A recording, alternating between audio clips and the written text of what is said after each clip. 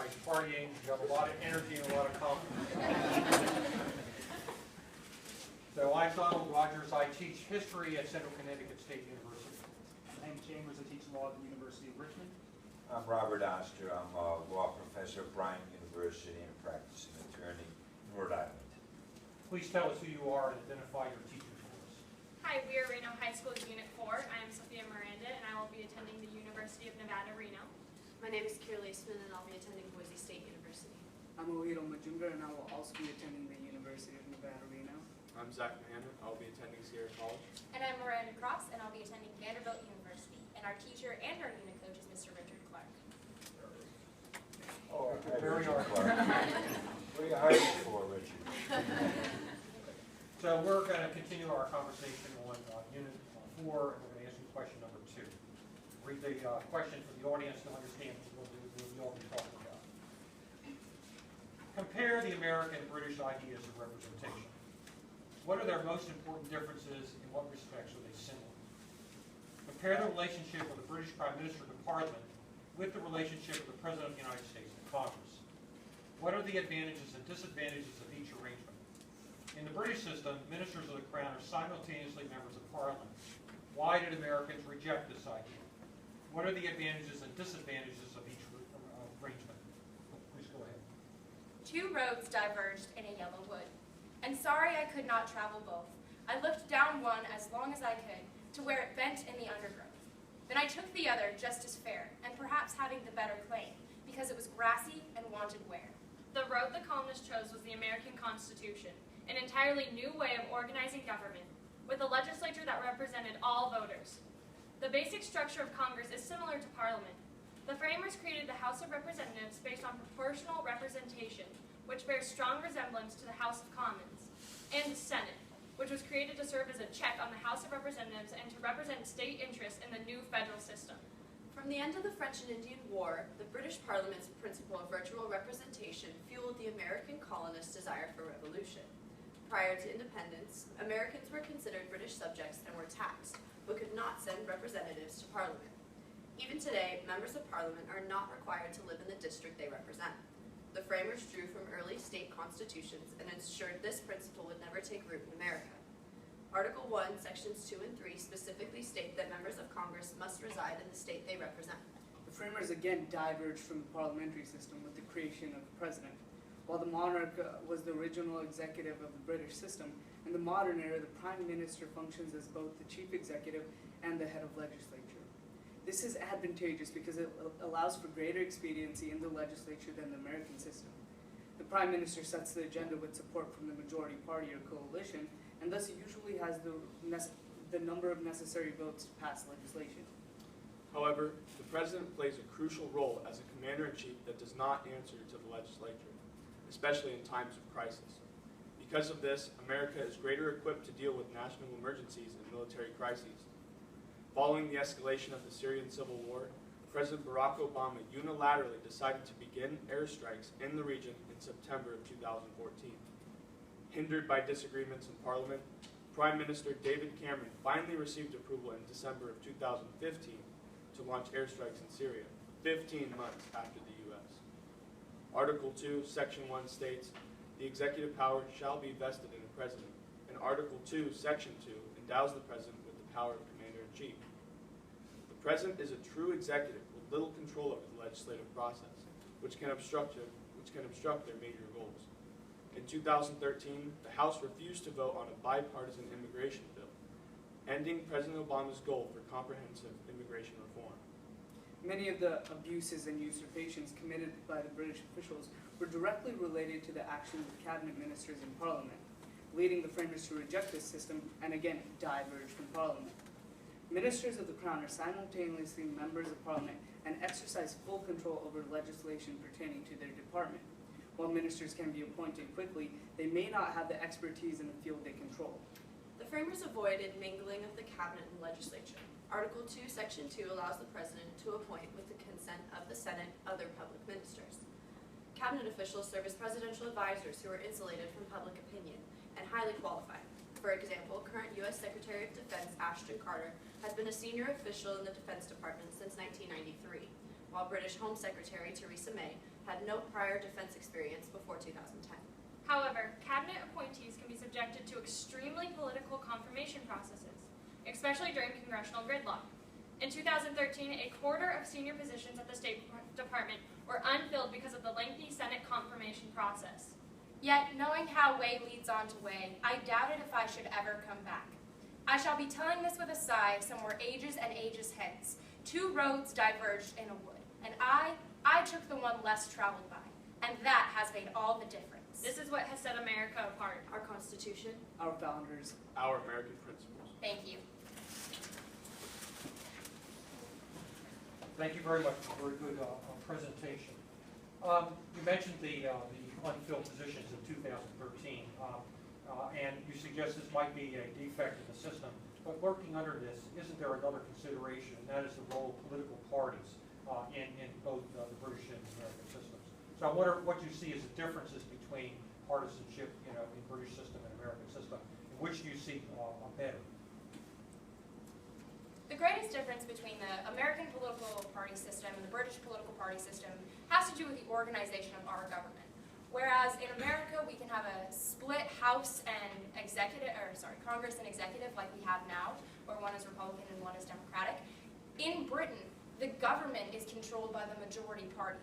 That means that the head of the legislature, the head executive, and the legislation is all passed by the majority party, and the opposition serves as a counsel or as a check on the majority party, but really exercises no influence in the legislative process other than offering amendments.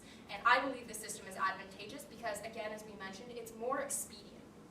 I'd like to disagree with my colleague Miranda and say that I really do like the American system where we can have the 2 split parties, because when it comes down to confirmation processes, I think that adds more deliberation, which was, I think, part of the intent of the confirmation process that was set up, is maybe to talk about who was being nominated and the candidates. And I think that the nominations and the unfilled seats, although lengthy and just political party driven, is probably better because it causes deliberation between the 2 parties. however, recently when President Obama nominated Judge Merrick Garland, to the Supreme Court, this partisanship has kind of gummed up the works of the process in terms of it's not about how he's qualified or if he is really truly a great position for the job, but it's more of the partisanship in that it will be a liberal-leaning bench, and that's the issue, and that's the partisanship that has been hurting the process. So you say partisanship is worse in the American system than in the British system? Yes, because the American system doesn't allow for multi-partisan parties. In the British system, we saw until the 2015 elections, there were 2 major minority parties in the British system, one of which was the Scottish National Party, which gained prominence after the referendum for Scottish independence, and the UKIP party, the UK Independence Party, which runs on a majority platform with some regards to conservatism, but it also has harder line stances on EU migration and workforce relations. We can see with lame duck presidents, especially with former President Taft, that having opposing political parties can stop there from being progression in Congress. President Taft, during the first 2 years of his presidency, was considered one of the most progressive presidents, but during the second 2 years, he became a lame duck, and his presidency became stagnant, and he is thought of as a stagnant president to this day. I would disagree and say that when we spoke with the director of the oversight for the Ways and Means Committee, that differing views and different parties, and especially with our differing system with having a House and Congress, allows for bills to be perfected and more democratic, so that more people and different different views are being portrayed and represented. Okay, let's move on. So you mentioned, quoted from Robert Frost, "The road not taken." What if we had taken the road not taken? Would it really be problematic for U.S. cabinet secretaries to be chosen from the legislature? Yes, I believe it absolutely would. And again, as we mentioned in our testimony, we see this with Home Secretary Theresa May right now. Theresa May had no defense experience before 2012, and actually yesterday in the news, she was asked about the UK migration policy with the EU, and she was unable to come up with a substantive answer that really reflected the views of her party and reflected an in-depth knowledge. I was lucky enough to speak with Secretary of Energy Ernest Moniz, and the depth of knowledge that he had gained from his professorship at MIT in nuclear physics and the experience that he had in the energy sector beforehand really led him to be a qualified secretary, but not necessarily an electable official. Why can't we get both? Someone who's in the Congress who does have some experience in an area where they would serve as cabinet secretary.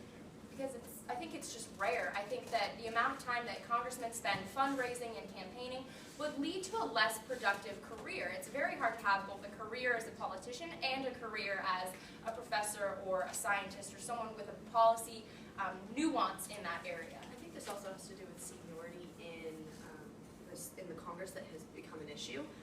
When freshman senators are coming into Congress, they are not placed in committees that they are expertise in. It's where their position is filled because they are freshman senators. So departments such as the Department of Education, those are greater roles that play, so they have more senior officials in them, whereas freshman senators, if say a history teacher would be in the Department of Education, they wouldn't necessarily be there. They could be in the Department of Agriculture. Let's get one last question. I might get the question and I'm going to answer. Gridlock can be good? Can gridlock be good? Gridlock can be good in Congress.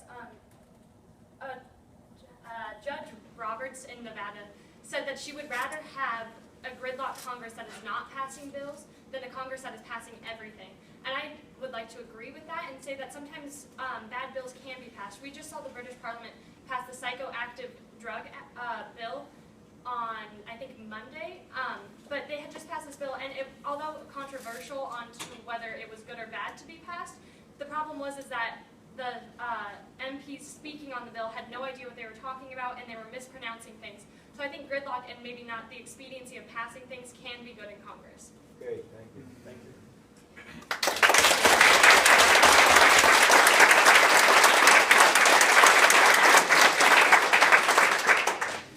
That was a really good presentation. It was a good opening, very responsive comments to us. One thing you showed very dramatically is you're very informed about current political affairs, both in England and the United States. That was a strong point.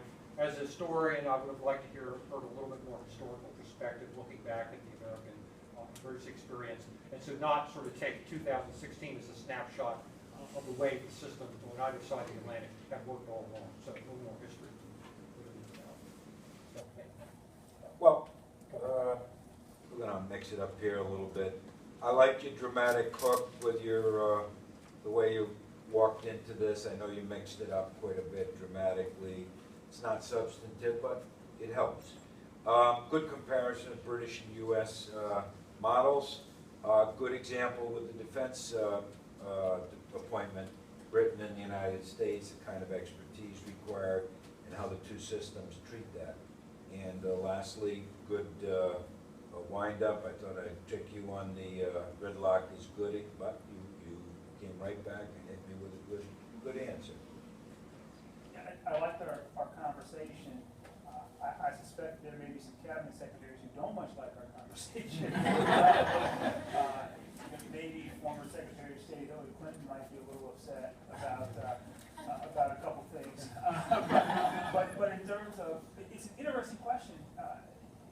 In terms of what we want out of cabinet secretaries, do we want experts in those areas, or is that frankly something that President Obama has done that other folks have not done? It's a very interesting question. And certainly using a poor British War Secretary is a good example.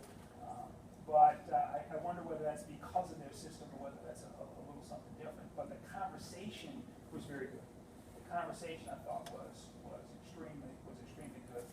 It's hard to go wrong starting with Robert Frost. And indeed, if you do go wrong with Robert Frost, then the rest of the thing is doomed to failure anyway. So I think you guys did a wonderful job, and thank you very much for the conversation. I wish we had a little bit more time. Well, I would say we have a lot more time to go for it, but they're making us leave. So thank you very much. Thank you.